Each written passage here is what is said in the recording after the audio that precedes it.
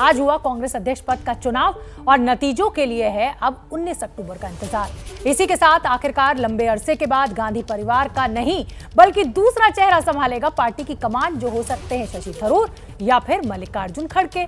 और जिस पार्टी का इतिहास 3 सदियों में बिखरा हो, ब्रिटिश राज में जन्मी जिस पार्टी के गठन का श्रेय एक स्कॉटलैंड के अधिकारी को जाता हो, उस पार्टी का जाहिर है लंबा चौड़ा इतिहास है, तो गुजरे 137 सालों में कांग्रेस अध्यक्ष पद के चुनाव से जुड़ी और खुद कांग्रेस पार्टी के बनने बटने की कहानी से लेकर कुछ और दिलचस्प बातें हम आपको दिखाते हैं इन कहानियों में। आप भी देखिए 137 साल की कांग्रेस कथा।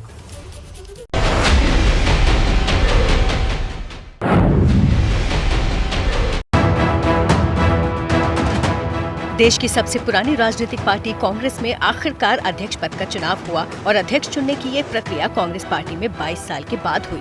पार्टी के तकरीबन 137 साल के इतिहास में छठी बार ये तय करने के लिए चुनावी मुकाबला हुआ कि कौन पार्टी के इस अहम पद की कमान संभालेगा। वोटों से चुने गए पार्टी के आखिरी अध्यक्ष सीताराम केसरी थे और वो 1996 से 98 तक कांग्रेस अध्यक्ष रहे थे। इसके बाद आज 22 साल तक कांग्रेस की कमान गांधी परिवार के हाथ में ही रही।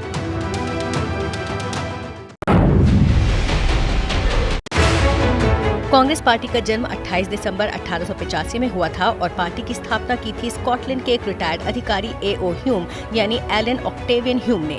हालांकि उनके जीवित रहते उन्हें पार्टी के संस्थापक के तौर पर पहचान नहीं मिली और साल 1912 में उनके निधन के बाद उन्हें कांग्रेस का संस्थापक घोषित किया गया। 1857 में जब अंग्रेजों के खिलाफ देश में आजादी की लड़ाई की पहली चिंगारी उठी तो उस वक्त कांग्रेस पार्टी के संस्थापक एलन ऑक्टेवियन ह्यूम इटावा के कलेक्टर थे। ह्यूम खुद ब्रिटिश सरकार के खिलाफ खड़े थे और 1882 में पद से अवकाश लेकर कांग्रेस यूनियन का गठन किया।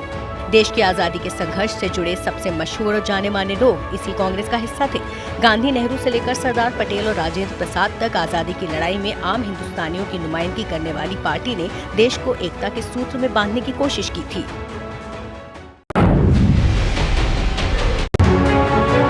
1885 में बनी कांग्रेस पार्टी की कमान संभालने वाले अब तक 88 अध्यक्ष रहे हैं, जिनमें से 18 ने आजादी के बाद के 75 साल पार्टी की कमान संभाली है। इन 75 सालों में 38 साल नेहरू गांधी परिवार का सदस्य ही अध्यक्ष रहा, जबकि 35 साल गैर गांधी कांग्रेस अध्यक्ष ने पार्टी की कमान संभाली। 28 दिसंबर 1885 में पार्टी की स्थापना की स्कॉटलैंड के रिटायर्ड अधिकारी A.O. ह्यूम ने कांग्रेस की स्थापना के वक्त ही साल 1885 में 72 प्रतिनिधियों की मौजूदगी में व्योमेश चंद्र बनर्जी को कांग्रेस का पहला अध्यक्ष चुना गया था। उन्हीं की अगुवाई में बॉम्बे में पार्टी की पहली बैठक हुई थी। व्योमेश चंद्र बनर्जी इसके पहले अध्यक्ष बने। शुरुआती सालों में कांग्रेस पार्टी ने ब्रिटिश सरकार के साथ मिलकर भारत की समस्याओं को दूर करने की कोशिश की और इसने प्रांतीय विधायिकाओं में हिस्सा भी लिया। लेकिन 1905 में बंगाल के विभाजन के बाद पार्टी का रुख कड़ा हुआ और अंग्रेजी हुकूमत के खिलाफ आंदोलन शुरू हुए।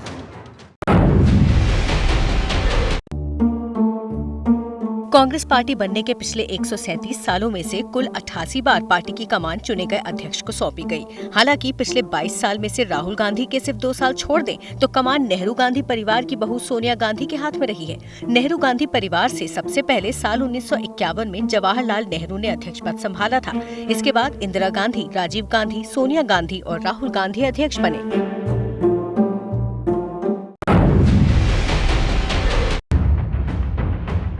लगभग 2 दशकों के बाद कांग्रेस अध्यक्ष का चुनाव हो रहा है और इस दौरान उम्मीदवारों को लेकर दिलचस्प गतिविधियां और बयानों का दौर भी चला।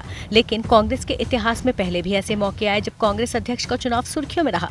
साल 1939 में सुभाष चंद्र बोस ने अध्यक्ष पद के लिए पट्टाभी सीतारमैया से चुनाव लड़ा था और वो जीते भी थे। कहा जाता है कि अध्यक्ष पद की उम्मीदवारी के लिए सीतारमैया का समर्थन खुद महात्मा गांधी कर रहे थे, लेकिन वो इस पद से खुश नहीं थे और उन्होंने इस पद से इस्तीफा दे दिया और उनके बाद मार्च महीने में ही राजेंद्र प्रसाद को अध्यक्ष बनाया गया। इसके बाद 1940 से 46 तक अब्दुल कलाम आजाद, 1946 से 47 में JB कृपलानी अध्यक्ष बने रहे।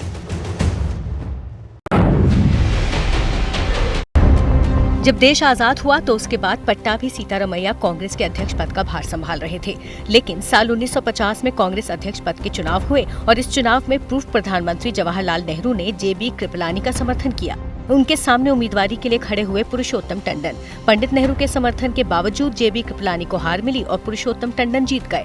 इसी के बाद साल 1951 में ये चर्चा होने लगी थी कि जवाहरलाल नेहरू CWC से इस्तीफा दे सकते हैं, जबकि आजादी के बाद पहले आम चुनाव होने वाले थे। ऐसे में टंडन ने खुद पार्टी के अध्यक्ष पद से इस्तीफा दे दिया और नेहरू जी पार्टी के अध्यक्ष बने।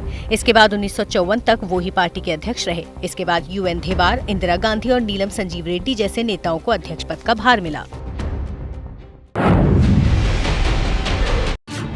1885 में कांग्रेस पार्टी के गठन के समय पहले अध्यक्ष बने व्योमेश चंद्र बनर्जी को मिलाकर अगले 63 कांग्रेस अध्यक्ष गैर नेहरू गांधी रहे, जिनमें दादा भाई नौरोजी, गोपाल कृष्ण गोखले, मदन मोहन मालवीय, अब्दुल कलाम आजाद और लाला लाजपत राय समेत 5 विदेशी चेहरे भी थे।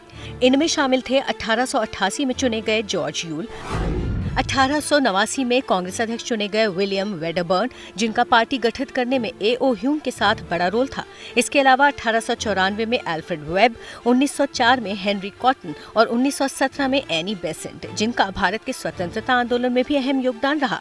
डॉक्टर एनी बेसेंट एक मशहूर थियोसॉफिस्ट, समाज सुधारक, राजनीतिक मार्गदर्शक, महिला कार्यकर्ता, लेखिका और प्रवक्ता थी और वो भारतीय राष्ट्रीय कांग्रेस की पहली महिला अध्यक्ष भी रही।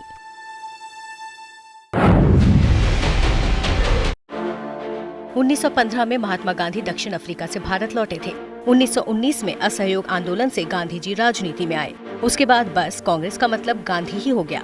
महात्मा गांधी के नेतृत्व में कांग्रेस ने कई आंदोलन किए, मसलन सविनय अवज्ञा आंदोलन, भारत छोड़ो आंदोलन। ये कांग्रेस की लोकप्रियता ही थी कि उस गुलाम भारत में भी पार्टी के करीब 1.5 करोड़ से ज्यादा सदस्य थे और करीब 7 करोड़ से ज्यादा समर्थक।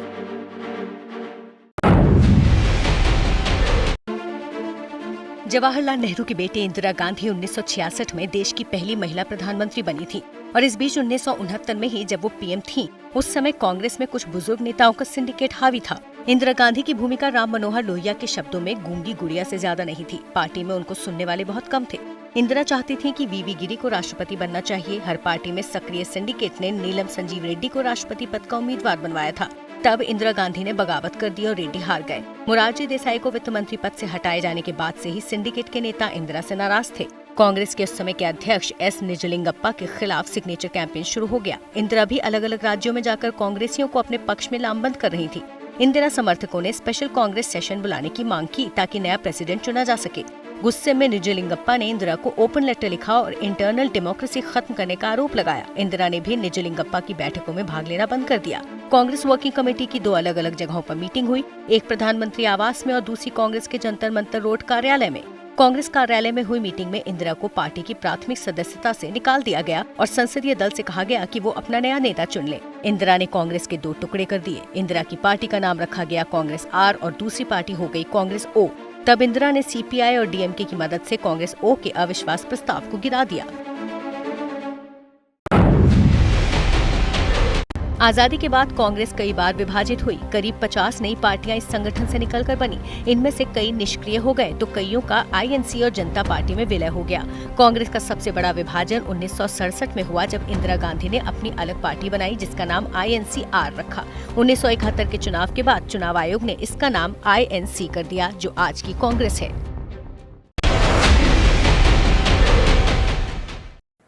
तो 137 साल की कांग्रेस कथा आप देख रहे थे और क्या मजबूरी है मेरी, बताइए।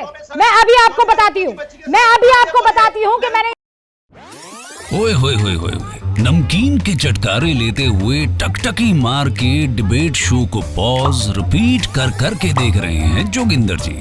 इनकी तरह आप भी देखें अपनी फेवरेट डिबेट्स को रिपीट कर और डाउनलोड कीजिए ABP लाइव ऐप अपने स्मार्ट टीवी पर।